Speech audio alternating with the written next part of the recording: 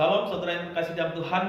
Mari kita membaca firman Tuhan dalam Ibrani pasal 10 ayat 24 sampai 25. Dan marilah kita saling memperhatikan supaya kita saling mendorong dalam kasih dan dalam pekerjaan baik. Janganlah kita menjauhkan diri dari pertemuan-pertemuan ibadah kita seperti dibiasakan oleh beberapa orang, tetapi marilah kita saling menasihati dan semakin giat melakukannya menjelang hari Tuhan yang mendekat.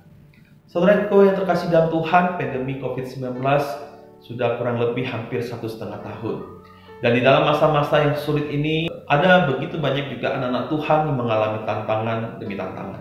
Tantangan pertama yang saya temukan adalah anak Tuhan di masa-masa pandemi ini banyak yang mengeluh tentang kekeringan rohani. Merasa relasi dengan Tuhan hambar ataupun juga hubungan dengan pribadi dengan Tuhan juga mengalami penurunan. Tantangan yang kedua adalah mengalami krisis iman. Ada pertanyaan-pertanyaan yang mungkin muncul di masa-masa pandemi ini seperti di manakah Tuhan ketika ada penderitaan, dan kenapa Tuhan mengizinkan pandemi berlarut-larut terjadi. Tantangan yang ketiga yang dialami adalah anak Tuhan mengalami kesepian akut. Kesepian oleh karena tidak bisa bersekutu bersama-sama, tidak bisa bertemu dengan saudara seiman karena ada pembatasan pertemuan fisik. Nah, saudaraku yang terkasih dalam Tuhan, bagaimana menjawab akan tantangan-tantangan ini? Nah, tantangan yang pertama, ketika mengalami kekeringan rohani, ingatlah bahwa kita punya Tuhan. Tuhan kita adalah sang pemuas sejati di dalam kehidupan manusia. Justru ketika kita mengalami yang namanya kering, kita akui, kita datang kepada Tuhan. Ia adalah air hidup, Dia adalah roti hidup, Dia adalah pemuas yang sejati di dalam kehidupan kita. Nah, tantangan yang kedua, ketika kita mungkin ada krisis iman, ada pertanyaan-pertanyaan yang muncul di benak kita, ingatlah bahwa kita punya firman. Firman adalah pelita terang bagi setiap jalan kita. Sehingga ketika kita mungkin ada pertanyaan-pertanyaan yang mungkin sedang kita gumulkan, marilah kita mencari pada kebenaran firman Tuhan. Yang ketiga, kalau kita mengalami tantangan kesepian akut, ingatlah bahwa kita punya komunitas. Komunitas adalah sesama orang-orang percaya yang Tuhan berikan di tengah-tengah gereja. Mereka adalah keluarga Tuhan. Nah, hari ini kita akan membahas tentang komunitas. Nah, saudara, kenapa sih ada anak Tuhan tetapi mereka masih merasa sepi? Mereka masih merasa kok menjalani perjalanan kerohanian mereka merasa sendirian saja. Apa sih yang menyebabkan? Yang pertama, mungkin ada anak-anak Tuhan pernah kecewa, pernah trauma dengan komunitas yang ada di masa-masa yang lalu.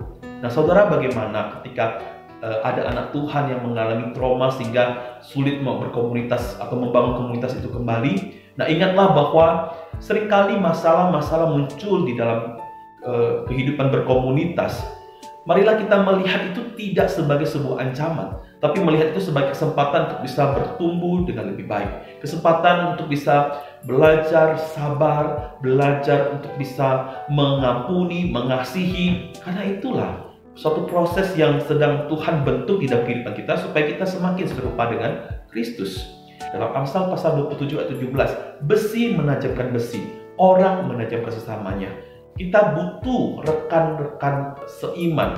Kita butuh rekan-rekan sesama kita untuk saling mengasah, saling menguatkan. Dan seringkali terjadi ketika bertemu pasti ada pergesekan. Tapi pergesekan itu marilah kita melihat itu sebagai kesempatan untuk bisa bertumbuh.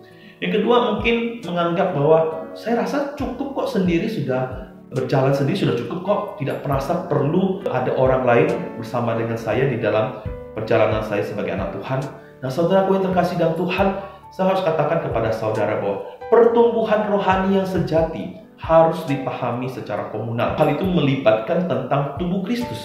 Hal itu tidak bisa dijalani sendiri. Seperti ibarat kalau misalnya kumpulan bara api. Api yang membara, kalau misalnya salah satu bara api itu dikeluarkan daripada kumpulan bara api itu, awalnya memang tetap akan membara, tetapi dia lama-kelamaan akan padam juga.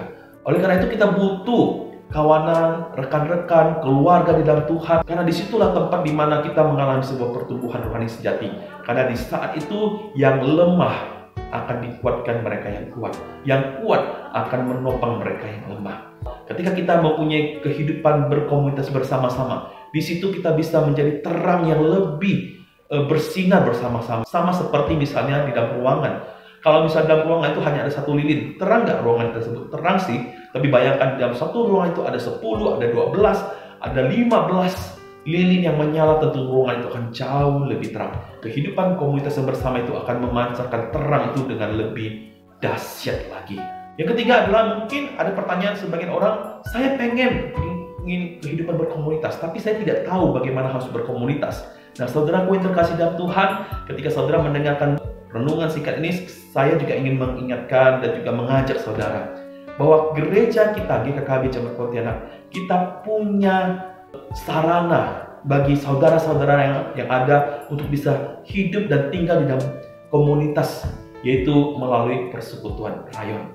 Saya mengajak setiap kita untuk bisa bergabung di dalam persekutuan rayon. Karena dalam persekutuan rayon itu kita bersama-sama untuk menghidupi sebuah kehidupan yang berkomunitas. Sehingga kita rindu di antara kita bisa saling menguatkan, saling bisa menopang, dan kita bisa menceritakan juga kehidupan kita, berbagi hidup, sehingga kita bisa bersama-sama bertumbuh untuk menjadi serupa dengan Kristus. Kita sama-sama bisa melayani bersama, kita bisa sama-sama menjangkau jiwa-jiwa, dan juga yang tidak kalah penting di dalam kehidupan komunitas yang bersama-sama itu kita bisa saling menguatkan. Saudaraku yang terkasih dalam Tuhan, bahwa firman Tuhan menasihatkan kepada kita untuk janganlah kita menjauhkan diri daripada pertemuan-pertemuan ibadah.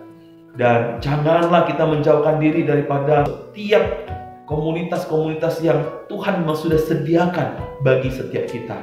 Ingat, hari Tuhan semakin mendekat, dan disitulah ada tantangan demi tantangan yang akan muncul di tengah-tengah kehidupan kita. Dan oleh karena itu kita butuh keluarga Tuhan. Kita butuh komunitas untuk saling menguatkan, saling meneguhkan. Dan itu menjadi sebuah saksi yang nyata di tengah-tengah kehidupan kita sebagai anak Tuhan di tengah-tengah dunia.